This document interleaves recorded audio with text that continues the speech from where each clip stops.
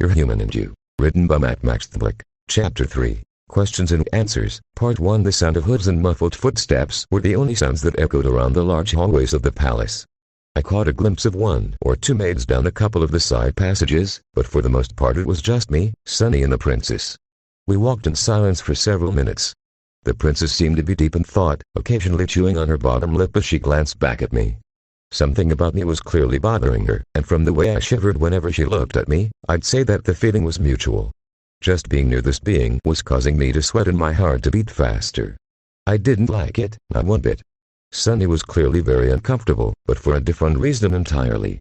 Her body was tense and it looked like she was trying to keep her posture perfect. I don't think she was used to being in the presence of royalty, so she didn't know exactly how to act. Her wings quivered slightly at her sides, and she looked ready to bolt. Truth be told, if she made a run for it, I would probably be right behind her. The three of us continued in this uncomfortable silence for several more minutes until the princess suddenly stopped. Sunny wasn't paying attention and walked into her back leg. She squeaked at the impact, backpedaling wildly as a stream of apologies issued from her mouth. The monarch just looked back at Sunny, blinking as if she had only just realized that she was there. "I'm sorry, my little pony," she said, smiling down at Sunny. It seems I was lost and thought, looking back up at me. She tongued the inside of her cheek for a moment before shaking her head. "Th, that's quite all right, Your Majesty," Sunny stuttered, avoiding the princess' eyes. Instead she seemed to become fascinated with one of the paintings on the wall, a lovely scene of the moon rising above a calm lake in the mountains. "I actually have some questions regarding this human," the princess continued, keeping her voice calm and gentle. "That is, if you don't mind answering, Miss." Sunny blinked up at the princess for several seconds before she realized that the monarch had asked her a question. "Sunny Breeze, Your Majesty," the Pegasus replied quickly, her voice squeaking slightly. "And I'll try my best to answer any questions you may have. Please call me Celestia, Miss Breeze," the princess said, laughing softly. Sunny got up at Celestia, blinking stupidly at her. I think the request broke her.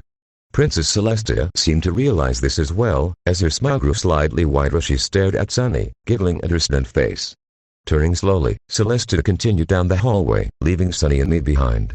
"You said that you are his handler, correct?" she called back over her shoulder. Shaking her head, Sunny snapped herself out of her daze.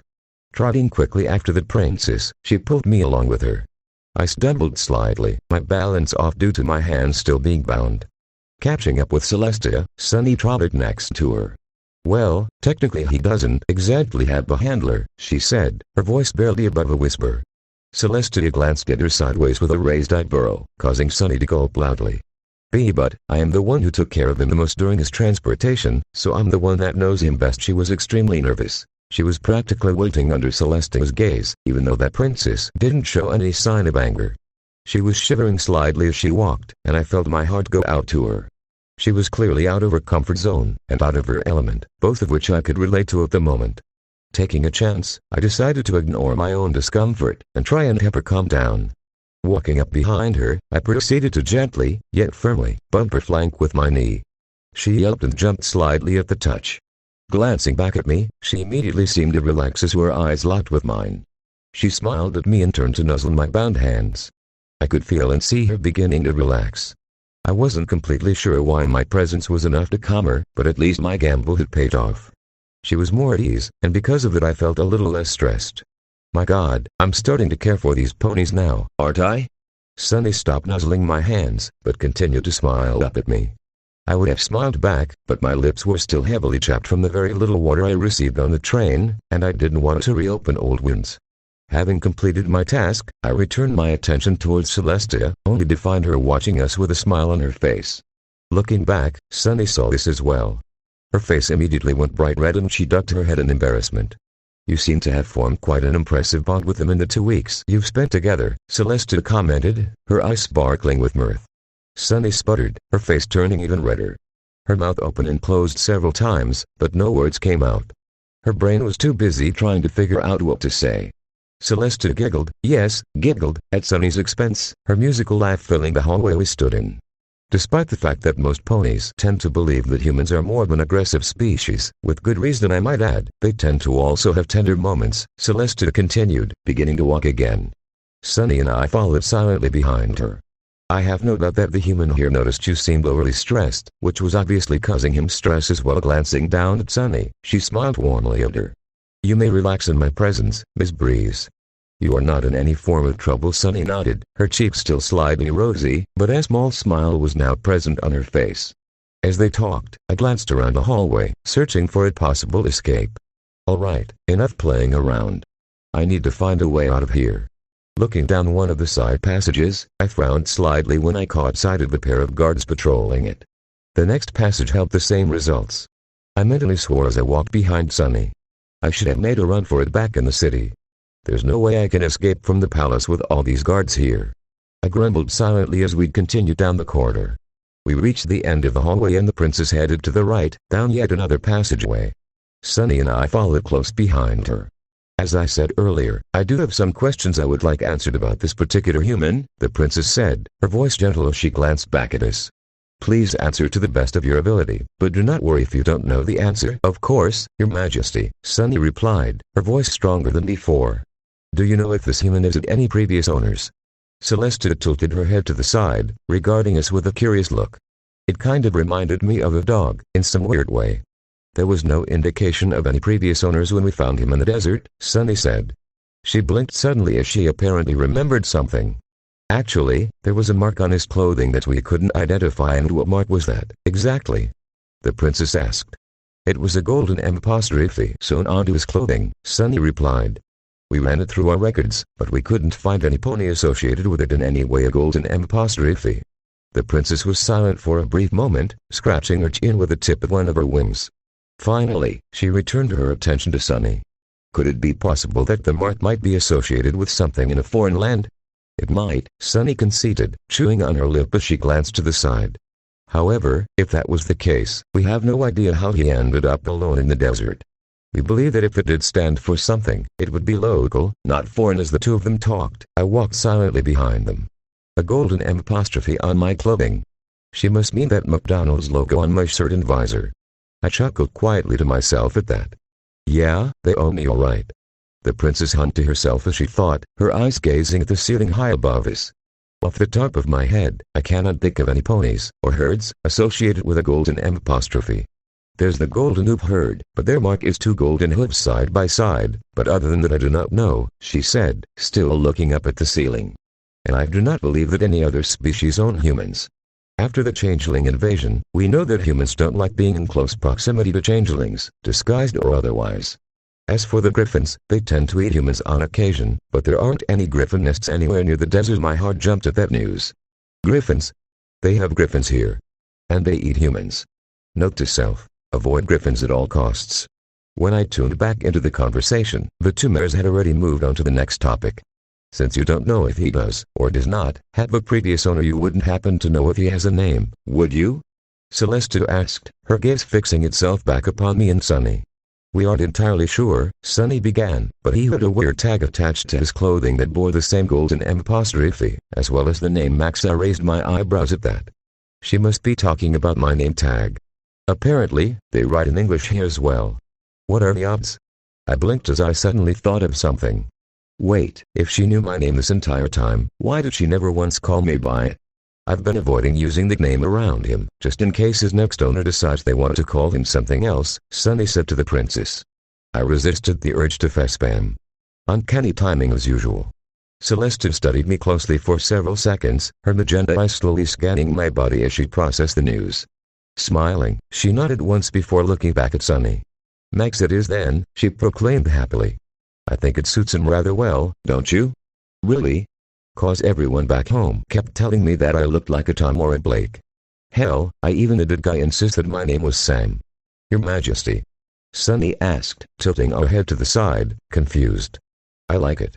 It's a good, strong name, and it also means the greatest in ancient equestrian, Celestia said, a knowing smirk adorning her face. Rather fitting for a creature who survived alone in the desert for an unknown period of time. It was one day, lady. Don't make a mountain out of a molehill. Although, I was thrown off by the ancient equestrian comment. You see, Max meant the greatest in Latin as well. I wonder just how many similarities are to cultures of Max. Max. Max. Max. The princess trotted along happily, rolling my name around in her mouth for a little bit. Sunny just walked beside the monarch, trying to hold back her laughter. I, on the other hand, had had enough. Glancing ahead of us, I spied a side passage fast approaching. Deciding that it was time to ditch this party and make a run for it, I reached up with my bound hands and began to fiddle with my collar. I managed to get the leash off of the collar when the two mares were distracted.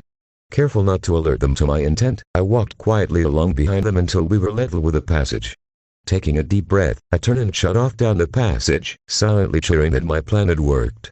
Unfortunately, I started celebrating too soon. I had made it a dozen or so steps when I suddenly found myself surrounded by a golden energy. I let out a loud yelp as I was immediately lifted into the air. I grumbled to myself as I slowly floated down the hall, back the way I came.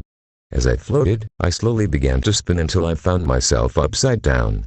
I shot a glare at the princess, whose horn was glowing as she used her magic. She had a smile on her face, her eyes twinkling with mirth. Sunny just stood there, her eyes darting back and forth between me and the princess, a nervous look on her face. "And where do you think you're going?" Celeste asked, chuckling softly as I floated in the air. We were practically nose to nose, and I could smell her breath. It was, oddly enough, not unpleasant, like a mixture of vanilla and bananas. "And how old is this little troublemaker?" she asked, using her magic to make me spin in small circles as she looked at Sunny. "We're not entirely sure of that either," Sunny said, trying hard not to laugh at my predicament. She seemed relieved that the princess didn't get upset about my escape attempt. I, however, was starting to get nauseous as I continued to spin through the air. By the look of his body, as well as other indicators, we estimated that he is getting on in his years, but he has shown no signs of tiring or joint pain. He also has shown that he has an abundance of energy as well, so we can't effectively pinpoint his age. Abundance of energy? How do you figure that one out? I thought as the princess returned me to an upright position. I've been in a cage that was 2 sizes too small for the past 2 weeks. If you had to hazard a guess, how old would you say he is? Celeste asked, slowly lowering me back to my feet. Sunny sighed as she looked me up and down. She licked her lips as she thought, her ears twitching slightly. "I'd guess he is about 9 years old, maybe 10, she finally said, earning a nod from the princess. I shot her an incredulous look. 9? Lady, I'm 20 years old, thank you very much. I thought you worked with humans for a living. I blinked as a sudden sinking feeling entered the pit of my stomach. What is the average lifespan of a human here? Will it affect me in any way? Does he have any illnesses or afflictions that could indicate his age more accurately? Celeste asked, frowning slightly. We haven't found anything yet, Sunny said, a smile touching her lips slightly as she gazed over at me lovingly. He currently has a clean bill of health. He's perfectly fine, no tumors, no cataracts. The princess's eyebrows rose as she spoke, disbelief evident in her voice. No arthritis. Nope, he is one of the healthiest humans I have ever seen, aside from the sunburns from the desert, Sunny said, a small hint of pride in her voice. Healthy. I worked at McDonald's and got free crew meals. I sat on my ass on my couch and played video games all night. The healthiest person I am not. Silence fell again as the princess thought up more questions. I hoped that the questioning wouldn't take much longer. I was in a rather foul mood because of my failed escape attempt, if you could even call it that. Also, as much as I enjoyed being talked about like I wasn't actually there, my feet were beginning to hurt walking on the hard marble floors. As we passed by a window that had a beautiful view of the white city below, I saw that there was a roof several meters below the window ledge. I had contemplated what they would do if I flung myself through the window. They both had wings, but would they react in time to stop me from scrambling across the rooftop to freedom?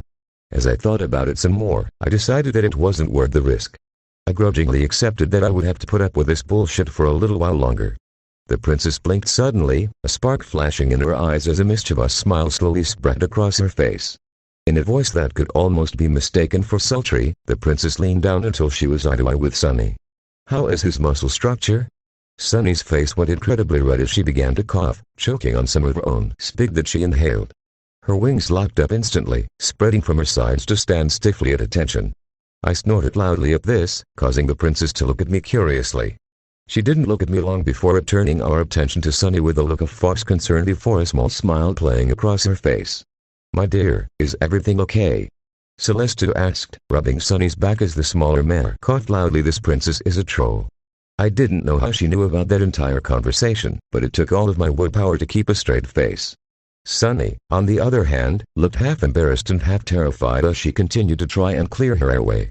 She continued sputtering for several more seconds as she stumbled along. Well, he is certainly more muscular than most of the humans we've found, she choked out, finally getting her voice back. Her face was still red, but she seemed to regain control over her wings as she rose shakily into the air. Once airborne, she seemed to calm down immensely. I blinked as I registered what she had just said. But, I barely have many muscles to begin with, I thought as I glanced down at my naked frame. Maybe my legs, but that was because I walked a lot back home, but not enough to be noticeable by any means. As I silently examined my body for whatever muscle she was talking about, Celeste spoke up. "While I have you nice and flustered," she said, the smirk still in her face, "has he been neutered yet?" Looking up at the princess, then back down at my junk, I wrinkled my face at the stupidity of the question. "It's all just hanging out there for the whole world to see. I'm pretty sure you could answer that one for yourself." "No, he hasn't been neutered yet," Sunny answered, shaking her head. She hovered beside the princess, her wings flapping at a languid pace. "And my hippos and I plan on keeping it that way, thank you very much. But it's still an option, if you would like," she continued, shooting the princess a questioning look. I stumbled slightly, a panicked look flashing across my face. "Aw, hell no. No. No. Suddenly, the jump through the window was sounding like a much better option. I was of the mindset that I would like to keep everything I was born with, no matter what. The universe wouldn't be so cruel as to deny me that, would it? "No, that will be quite unnecessary," Celeste said, shaking her head quickly. I breathed an audible sigh of relief, my pounding heart slowly returning to normal. The two mares glanced back at me, a surprised look on their faces. I stared back at them, a blank expression on my face as I tilted my head to the side, confused at the sudden attention. When I realized what I had done, I felt my heart flutter slightly. I realized that this could be a perfect opportunity to try and communicate. I was just beginning to think of what would work best when a second voice echoed through my head, warning me against it. I frowned slightly, confused at that sudden thought. Why the hell wouldn't I try to let them know I could understand them? The memory of feeling the power radiating from the princess when we first met flashed across my mind, causing me to shiver slightly. "Just imagine what she could do to you if she wanted to," the second, smaller voice whispered. "She could blast you into oblivion, and no one here would bat an eye at it." As I stood there, arguing silently with myself, the two mares continued to stare back at me for several more seconds before returning to their conversation. I groaned softly as they turned their attention away from me, and we continued walking down the hall. Great, there goes the chance out the window. Better safe than sorry, though. I'll work on escaping later. Has he been branded at all? The princess' voice snapped me back to reality. Glancing up, I wrinkled my face at her again, rolling my eyes. "That is another question you could answer yourself if you only looked." "No, he hasn't been marked," Sunny replied. The princess's face hardened at the word marked, her expression souring. Sunny noticed this, and her ears split backwards. Smiling nervously at the princess, she chuckled lightly. "I take it by your reaction that you do not want him branded, Your Majesty." Celeste immediately shook her head, quickly putting my mind at ease. No, her voice took on an icy tone for the first time since they had started talking. "I cannot, for the life of me, understand the obsession with burning one's cutie mark into the flesh of one's human. Despite my joy for finding out that I would not have to be put through the horrific ordeal, I still frowned slightly at the strange word cutie mark. What's a cutie mark? My eyes drifted to Sunny's flank, which was hovering perfectly at my level for me, and the op picture located on it. Looking over at the princess, I saw that she tooted a symbol on her ass. Celeste's was the massive sun, standing out perfectly against her white coat. Could those tattoos be these cutie marks? Are they artificial, or a naturally occurring thing? And what could they possibly stand for? The amount of questions ahead could fill a large paperback book. Just one more quick question before I take Max here off your hooves. I glanced up and realized that we were nearing the end of the hallway. A massive pair of double doors faced us, two guards positioned on either side, stony-faced and motionless. It appeared that we had reached the end of the line. "In all of your observations of this human," Celeste began, staring at Sunny with an intense, calculating gaze, "would you say that he is well-behaved and not a threat to an pony?"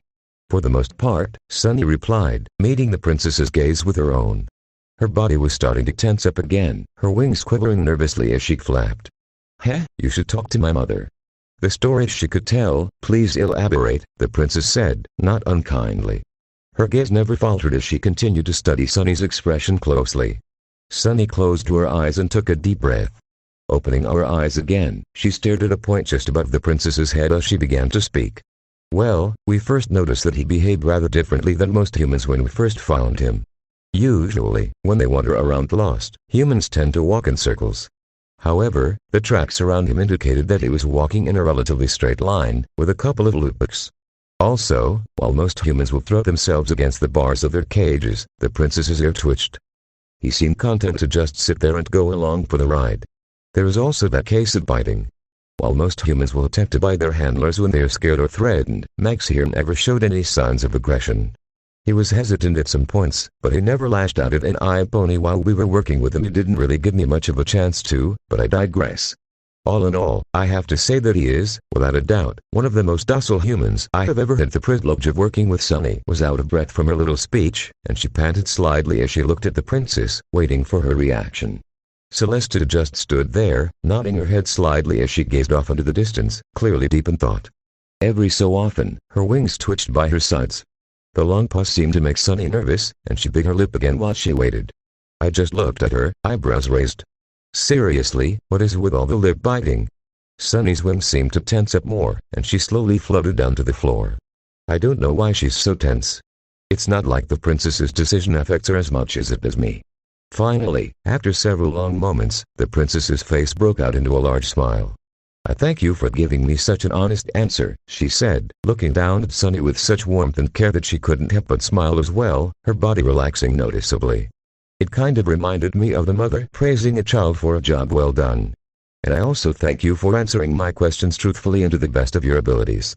Now, without further ado, I shall take Max off of your hooves. The smile immediately left Sunny's face and she glanced down at the leash in her hooves, fumbling with it slightly. She looked back up and reluctantly held the leash out for the princess. As Celeste took the leash in her magic, I still couldn't get enough of that, as long as it wasn't not being used on me. Magic. Real-life magic. Sunny spoke very quietly. Please make sure to treat him well. Celeste smiled gently, nodding her head slightly.